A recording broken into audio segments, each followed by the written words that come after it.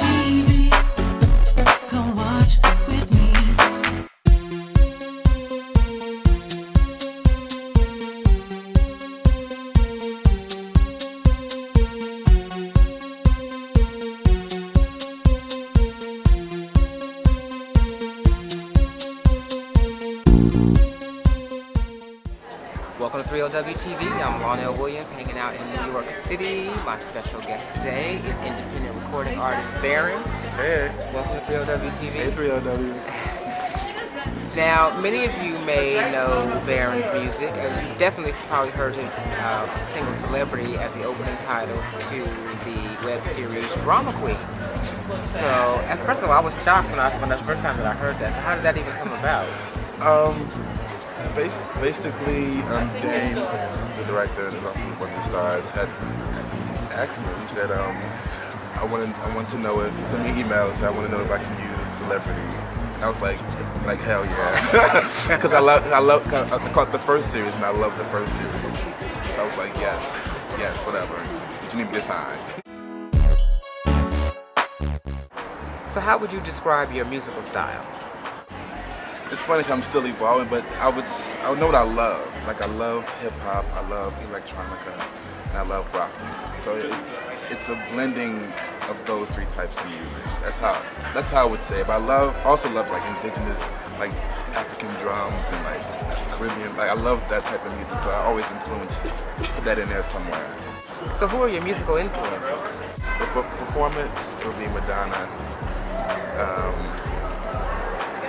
Kanye, because he just knows something else about performance. That as far as this musical people, there's a group called Goldfrapp. There's Anita Baker, oh yeah, who's amazing. And there's a combination of some other like more indie artists, some friends of mine who are fantastic. So you're obviously very comfortable in your spirituality. Yes. You're very comfortable in your sexuality. Yes. How do you balance the two? Now growing up, I didn't go to church every Sunday. We didn't. The spirituality only came rather about 5 years ago, 4 or 5 years ago. And it's something personal, like it's my personal relationship with the creator or the creation. Now, was there any event in your life that triggered that, or was it just like a natural progression to want to explore spirituality? Well, there was a workshop that I did called Momentum Education. Something some of you people might understand. It's like similar to something like Landmark, you heard of that, but it's not quite that. It's something different. That was like the spark, and then I started like reading and really taking in ideas of each person being a creator. I think sexuality in a different way. I think it's just personal. But as a quote-out artist person who discusses sexuality, discusses my sexuality, I've done it for years. When I was doing poetry, it's just something that I felt, something that came through me as an artist. Like it wasn't, I could have played a safe way, but I'm not a safe type of person. I'm just not that type of artist. When I say it, it just comes out. So the honesty of it is what people really, really like about it, across sexualities. Baron is very single. It sounds like you might like it that way. You know, in a way I do. In a way, only lately I've been like saying maybe I should be ready to do something, to be in a relationship. But it's a you have to create the balance, because there's a lot of work that I do. Right. And then balancing that off with a lot of work that it takes to be in a relationship.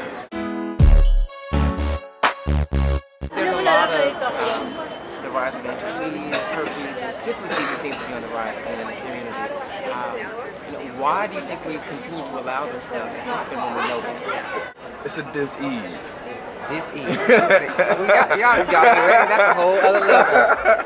It's the dis-ease. There are diseases around sexuality, around sex. I think to combat, there has to be an ease about it. There's no. I don't think there's a coincidence, or not a non-coincidence, that the amount of how we view sexuality as African American homosexuals. That the reason that there's a rate, because there's a lot of uneasiness about it. There's a lot of shunness about it. There's a lot of a shame, right, that goes with it. So if that's how you're feeling, that's what's going to manifest into your life. I think the ways that we combat is when we become comfortable, like shows like yours that broadcast the array of people, like the youngs and the olders need to see that, okay, there's someone out there like me. There's someone actually doing things like that I didn't think was possible, and they're out. But they need to, in a constant, like the family, a constant reinforcement of you're okay. Say I'm okay, and that phrase, like I'm okay.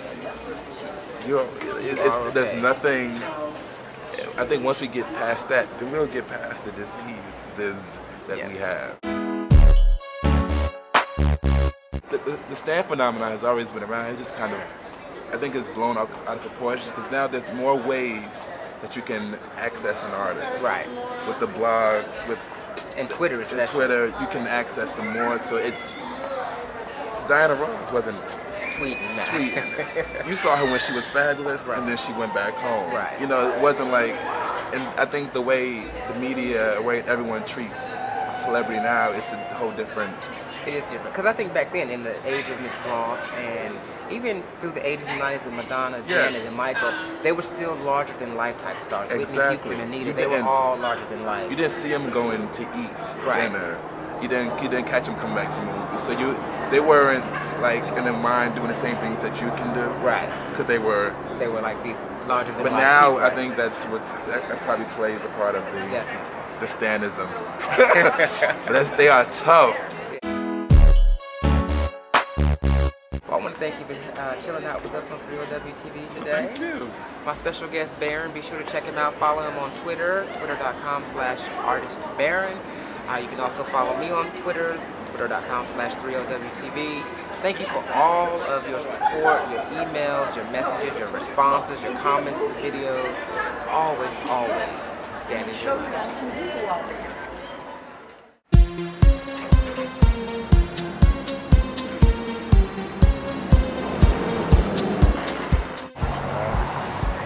Baron is a self-declared shopaholic, so... Yes, I am. When you got two of us, it's like not a good thing. No, not at all. Puma, right here. The black...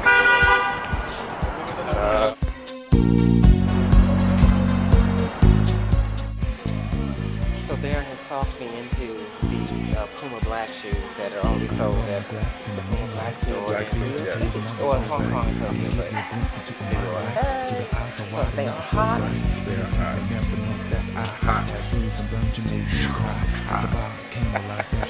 Still I ride, save my life that night. I wear my glasses in the moonlight, through the fears and tears, and I was alright. I'ma give you a glimpse into my life, through the eyes so wide and it was so bright. 3OWTV.